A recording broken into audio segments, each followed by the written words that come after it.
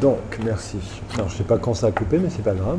On en était au cœur, donc la partie qui est la plus contaminée. Et comme on disait, si le cœur est atteint, tout est atteint. 6 à la 5e place, donc la gorge, la parole, l'esprit, ce qui est dans ton pouvoir finalement, est le seul outil, la seule arme qui te reste, véritablement, et qui demande de l'énergie.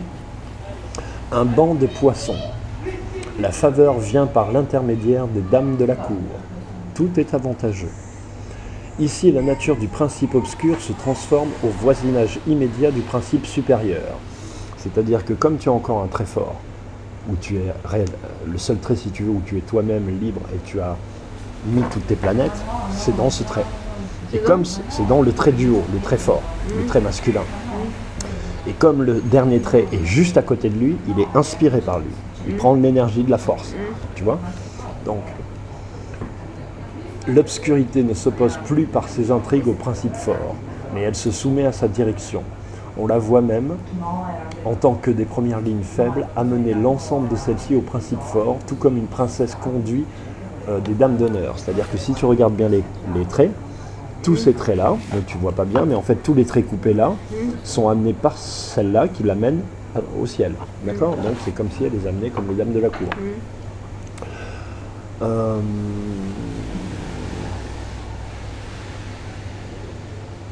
Tel un banc de poissons à son époux et obtient par là sa faveur. En se soumettant librement au principe supérieur, le principe inférieur trouve son bonheur et le principe supérieur reçoit également son dû. C'est pourquoi tout va bien. Et on dit sur le numéro 2... Ok. Donc, on en revient à ces dons que tu dois faire à l'autre, c'est-à-dire que tu dois le libérer de toi et le libérer de lui-même. Tu vois ? L'image de la dame qui amène les autres dames à la cour peut être inversée, et c'est l'image de toi qui sort de ta maison, qui le rend au monde, et toi aussi. Et qui commence autre chose. Je pense que ce que t'a dit l'astrologue est assez, en termes de temporalité, est assez juste. Je pense qu'il te faudra te connaissance ce temps-là, et qu'en 2018, tu verras assez clair, pour finalement, et même physiquement, si tu veux savoir, que tu n'as plus de temps à perdre. Et que là, il faut que tu tapes fort. Et c'est ce que tu feras. D'accord ? 9 en haut, donc le très fort. Il y a encore un gros fruit qui n'a pas été mangé. L'homme noble obtient un char. La maison de l'homme vulgaire vole en éclats. La fin de l'éclatement est ici atteinte. Quand l'infortune a épuisé sa malice, des temps meilleurs reviennent. La semence du bien est encore là, comme le fruit tombe à terre. On va s'arrêter là juste. La fin de l'éclatement est ici atteinte quand l'infortune épuise sa malice. L'infortune, elle est créée par les mauvaises pensées, les mauvaises actions de tes bourreaux, qui sont toujours évidemment malicieux et qui créent de la malice dans l'ordre des choses et qui finalement contaminent et pourrissent tout. D'accord ? Donc, des temps meilleurs reviennent, puisqu'on laisse l'univers agir de façon pure dans son cœur. La semence du bien est encore là, puisque tu as su la conserver comme toutes tes planètes quelque part, notamment dans ton âme. À terre, le bien sort de nouveau de sa semence. L'homme noble retrouve influence et possibilité d'agir. D'accord ? C'est-à-dire que des gens vont venir à toi.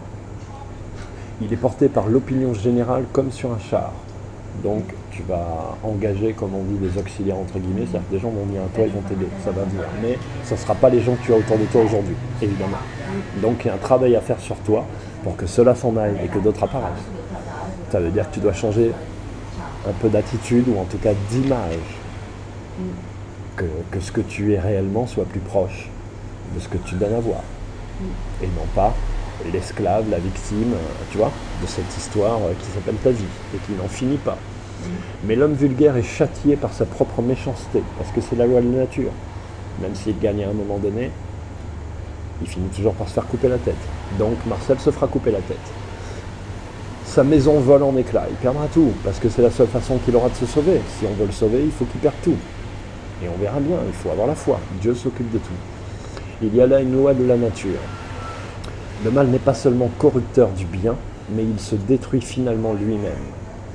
D'accord, le mal. Car le mal qui ne vit que de négation ne peut subsister de lui-même. Tu comprends? C'est simple. Pour l'homme vulgaire aussi, la meilleure situation est d'être tenu sous le contrôle de l'homme noble.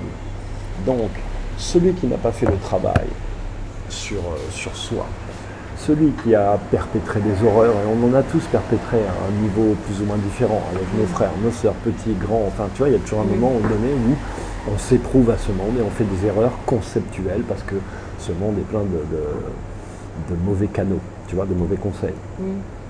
Pourquoi je dis tout ça? Il arrive le moment où le mal finalement s'écroule.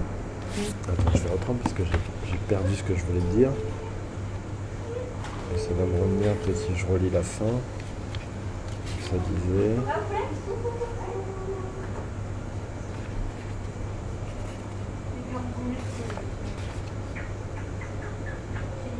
Ah oui, c'est ça. C'est-à-dire qu'un couple comme le vôtre, et c'est ce que j'ai envoyé un texto, c'est marrant, ce matin à ma roturière en lui disant, en gros, si tu m'as... Ta roturière, ouais, c'est Véronique, oui. Que j'appelle définitivement ma roturière, elle n'a plus de prénom. Donc, ma roturière, je lui ai envoyé ça en lui disant, en fait, c'est parce que si tu m'as assassiné, ce que je te disais tout à l'heure, je crois que je te l'ai dit socialement, tout ça, c'est parce que je ne me suis pas soumis. Et en fait, il y a une histoire de soumission. Tu vois, dans l'islam, on dit la soumission à Dieu. Mais c'est pas la soumission comme un connard, c'est la soumission comme ça. C'est-à-dire que tu sais que tu n'as pas forcément les capacités, que tu as perdu du temps par tes choix de vie, tu vois, par des mensonges, etc. Que tu as cultivé de la haine, de la colère, enfin tout ce qui font que la vie est spermicide et improductive. Et bien tu as au moins l'intelligence, l'humilité, la justesse de te rapprocher de quelqu'un qui l'a fait. Ou de quelqu'un en tout cas qui a été assez fort pour protéger son cœur et son âme, tel que toi, de toutes ces contaminations. Pourquoi tu t'es protégé? Parce que tu n'as porté que les tiennes. Tu n'en as pas infligé à d'autres et tu n'es finalement embarrassé que par les tiennes. Contrairement à d'autres qui, embarrassés par leurs propres cicatrices, en infligent d'autres et donc s'en infligent à eux-mêmes. Tu comprends? Toi tu n'as pas bougé, les cicatrices de ton enfance, c'est les mêmes que tu as. Parce que Marcel, tout bourreau qu'il est, tout toxique qu'il est, n'agit que sur ces joints clés-là. Il n'en a pas créé, il n'en crée pas d'autres, il n'a pas ce pouvoir-là. Tu comprends ce que je veux dire? Donc c'est à lui de décider de se mettre à ton service. Et ça, il ne peut pas le faire, il n'est plus en état. Pourquoi? Parce qu'avec le temps, la conscience est tellement recouverte qu'à la fin, elle est immobilisée, elle ne peut plus agir. Et c'est donc toujours un mouvement extérieur qui va sauver cette conscience. Et cette conscience l'attend, à l'image d'un serial killer qui au bout d'un moment veut se faire arrêter, ou d'un pédophile criminel qui au bout d'un moment, si tu veux, est trop plein de saloperies et a besoin de s'arrêter, de dire la vérité, de d'épancher sa conscience et de changer. Tu comprends? Et d'arrêter tout ça. De sortir de cette addiction émotionnelle, morbide, qui nous rend tous esclaves les uns des autres. Voilà. Tu vois? Bon, on continue? Ben non, c'est bon. Non. Là, t'en as fait un déjà. Non, mais attends. Vas-y. Je te donne quoi? Mais non, parce que là, il faudrait que je t'en fasse un autre. Oui. En entier. Ah mais non, pas tout de suite. Tu veux le refaire? Vraiment? Bon, bah c'est parti alors. Je sais. Alors, je vais te dire. Moi, je crois que tu veux juste qu'on reste ensemble. Ça, c'est... Moi, je crois que tu veux juste qu'on reste ensemble. De quoi? Non, non, non. Donc, on va rester ensemble, mais on va parler d'autre chose. Parce que moi, tu vois, ça Tu vois? Moi, je crois pas que tu sois intéressé par un autre Iki. Et c'est ça. Parce que justement... Vas-y, tu penses que maintenant que ça s'est ouvert, tu vas découvrir d'autres choses vont sortir? Alors vas-y, on le fait. Je te fais confiance.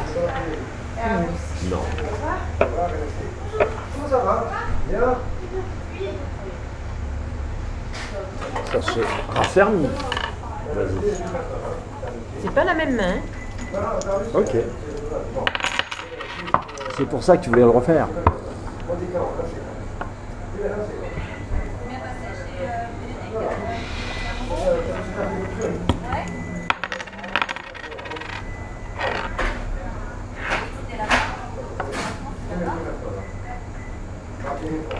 Encore 3 fois. Pas la même main. Tu seras beaucoup plus consciente de tout ce qui va sortir de ta main droite. Non, c'est pour ça que Encore combien? Encore 2 fois.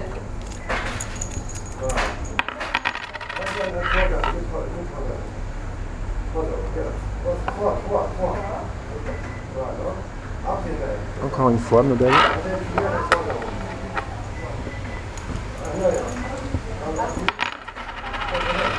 Joli. Ok. Donc,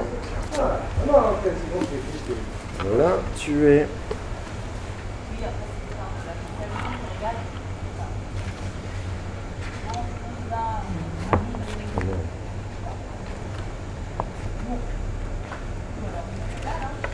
Tu es...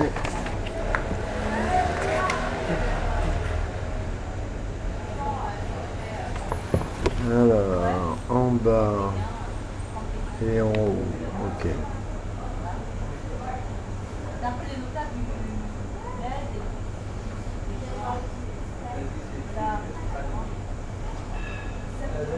Ok.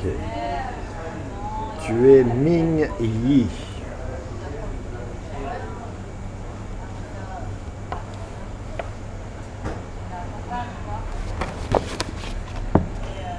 Un peu plus loin dans la séquence, il y en a 164 séquences.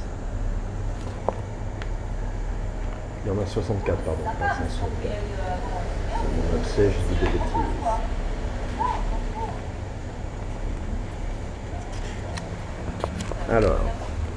Alors, ça donne quoi? L'obscurcissement de la lumière. L'obscurcissement de la lumière.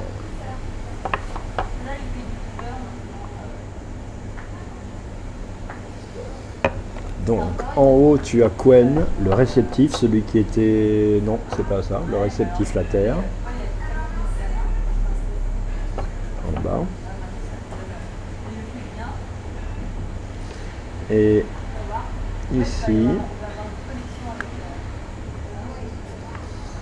tu as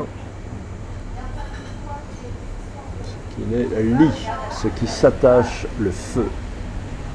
Parce qu'en fait, c'est un père, une mère, le ciel, la terre, 3 frères, 3 sœurs. Ah bon? Tu vois, c'est ça le principe. Donc, le soleil s'est enfoncé sous la terre et c'est donc obscurci. Il fait donc complètement nuit sur la terre. D'accord? Le nom de l'hexagramme signifie proprement le fait de blesser ce qui est lumineux. Comme si tu prends une épée et que tu perces une lumière. D'accord? Et c'est pourquoi les différents traits parlent souvent de blessures. La situation est exactement l'inverse de celle représentée par l'hexagramme précédent. Là, on a au sommet un homme sage qui possède des assistants de valeur en compagnie desquels il progresse. Ici, la place d'autorité est occupée par un homme ténébreux qui porte préjudice à l'homme habile et vertueux. Tu vois, on revient un peu sur ce qu'on s'est dit tout à l'heure. C'est-à-dire? C'est-à-dire que là, on est dans une situation où la place d'autorité est occupée par un homme ténébreux parce que tu as donné la clé de ta vie à quelqu'un d'autre et que cet homme est ténébreux et que tu es esclave de cette personne qui porte préjudice à l'homme habile et vertueux, c'est-à-dire toi. C'est le même tirage que le précédent. Tu n'auras pas plus d'informations, ma belle. L'obscurcissement de la lumière, tu auras juste un autre champ, tu vois. Il est avantageux d'être persévérant dans l'adversité. On ne doit pas se laisser... Alors, je vais le noter quand même, le jugement. Et en même temps, tu as tellement d'adrénaline que je pense que c'est pas... Il te faut ça. Donc, l'obscurcissement.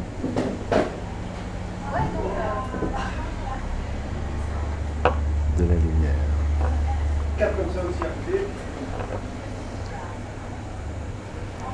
Il est avantageux d'être persévérant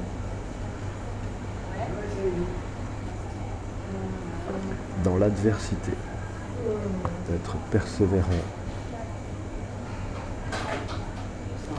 dans l'adversité.